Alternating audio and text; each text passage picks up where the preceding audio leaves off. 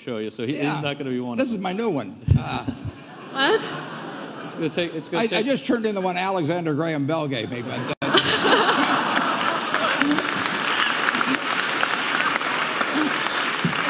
Okay. So the question is, the business models are changing, the world are changing. The new technology, they're changing everything. There's no way you can just stay out of it and stay with the traditional.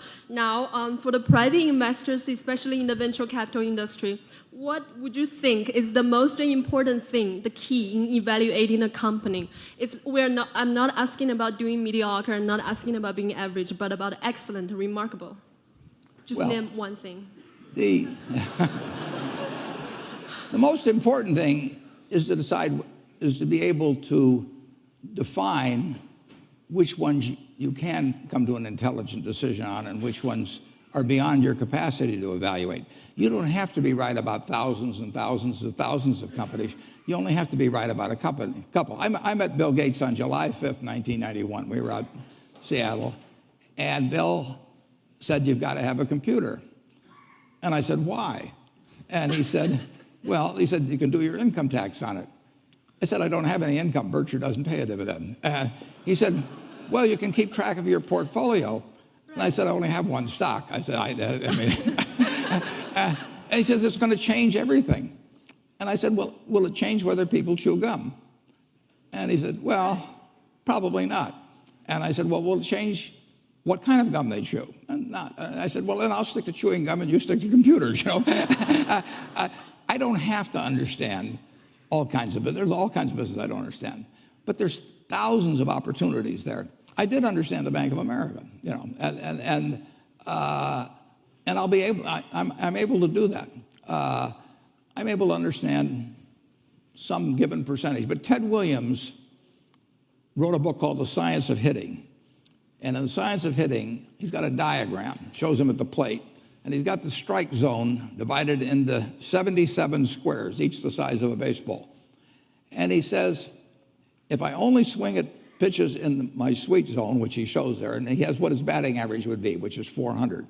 If he had to swing at low outside pitches, but still in the strike zone, his average would be 230. He said the most important thing in hitting is waiting for the right pitch. Now, he was at a disadvantage because if the count was 0-2 or 1-2 or so on, even if that ball was down where he was only going to bat 230, he had to swing at it. In investing, there's no called strikes. People can throw Microsoft at me and, you name it, any stock, General Motors, and I don't have to swing. And nobody's going to call me out on called strikes. I only get a strike called if I swing at a pitch and miss. So I can wait there and look at thousands of companies day after day, and only when I see something I understand and when I like the price at which it's selling, then if I swing, if I hit it, fine. If I miss it, it's a strike. But it's an enormously advantageous game. And it's a terrible mistake to think you have to have an opinion on everything. You only have to have an opinion on a few things. In fact, I've told students, if when they got out of school, they got a punch card with 20 punches on it, and that's all the investment decisions they got to make in their entire life, they would get very rich because they would think very hard about each one. And you don't need 20 right decisions to get very rich. 4 or 5 will probably do it over time. So I don't worry too much about the things I don't understand. If you understand some of these businesses that are coming along and can spot things on, if you can spot on Amazon, for example, it's a tremendous accomplishment what Jeff Bezos has done. And I tip my hat to him. He's a wonderful businessman. He's a good guy, too. But could I have anticipated that he would be the success and 10 others wouldn't be? I'm not good enough to do that. But fortunately, I don't have to. I don't have to form an opinion on Amazon. And I did form an opinion on the Bank of America. And I formed an opinion on Coca-Cola. Coca-Cola's been around since 1886. There's 1.8 billion 8-ounce servings of Coca-Cola products sold every day. Now, if you take 1 penny and get 1 penny extra, that's $18 million a day.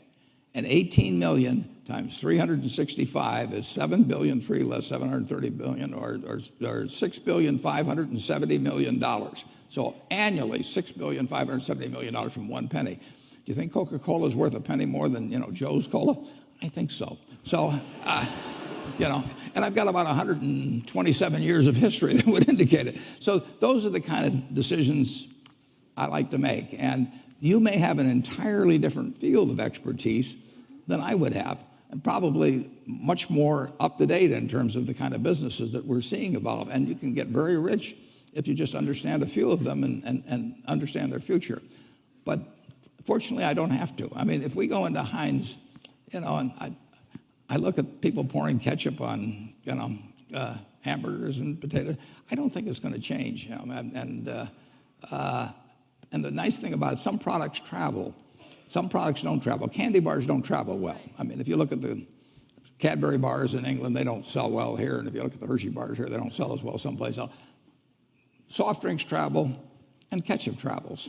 I like products that travel. Well, thank you. Okay. Thank you, Warren.